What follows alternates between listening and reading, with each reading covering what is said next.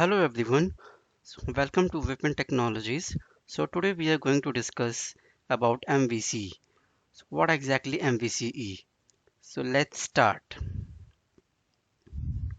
MVC is a model view controller, but that is not enough to define about MVC. So MVC is a design pattern, which means it is the one way of doing. Let's suppose if we want to develop any web, mobile or desktop application, so this is the way by which we can make use of this design pattern.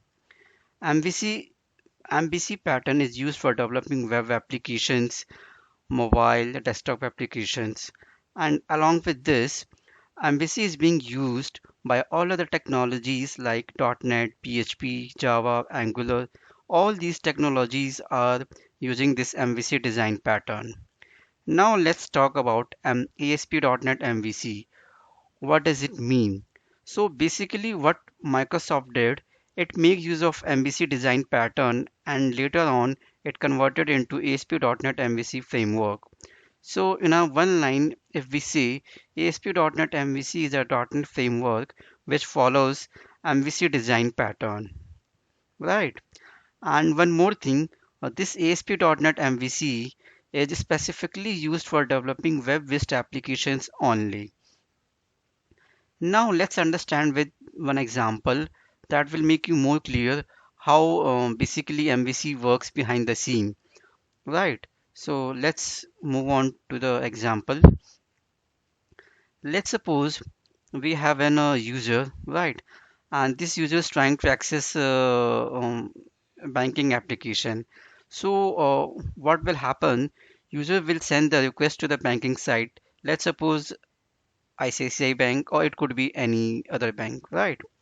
He is trying to log in the application and as soon as he has entered the credentials with username and password, he will click on the login button on the UI, right? So after that, what will happen? The request goes to the bank server wherever it is hosted and located in which region it is located, right? And after receiving the request from the user, what the server will do? It will forward the same request to the controller of the application, right? You can see this controller. Then controller will try to access the database with the help of data access layer. And this data access layer is nothing. It acts as an intermediate between the controller and the database. Now, after receiving request from data access layer, database will give the result according to the query and will return the output to the data access layer, right? And accordingly, data access layer will send the same output to the controller. So now this controller will do what? It will not directly give the output to the server. Before sending it to the server, it will do some processing with the model of that class, right? So the controller will update the model and after all processing done by that particular model, then the response is sent to the view, which is associated with this model, right? So later on in the upcoming videos, I will be discussing in a detail about model and view. So for as of now, you understand that model is nothing. Under model, we used to define classes with properties and methods. With the help of that classes, we used to bind our view and how we can make a particular view, a strongly typed view with a particular model. So that we will discuss in our upcoming videos, right?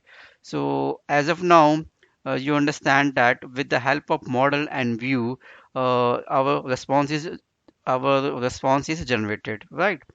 So let's suppose when the request is received by the view. So view is nothing, that is basically UI which end user see. This end user see in his browser. So view is in the form of HTML language because browser understands only the HTML language, right?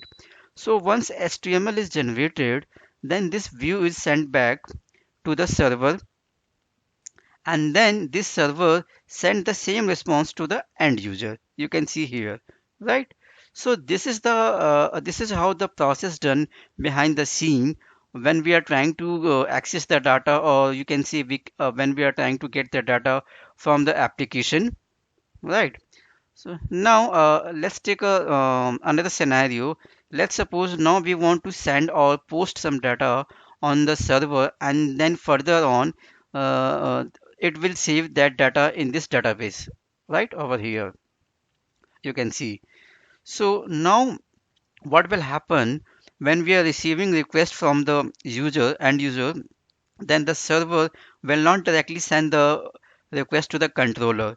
Before sending it to the controller, it will it will go through via view and model, right? You can see this, right? So this view is basically holding all the input which has been taken from the end user, right? And then model basically fills the data into particular class with properties and method which I told you just few minutes back, which we have taken in model, and then the request is forwarded to the controller. From model to the controller, you can see this, right?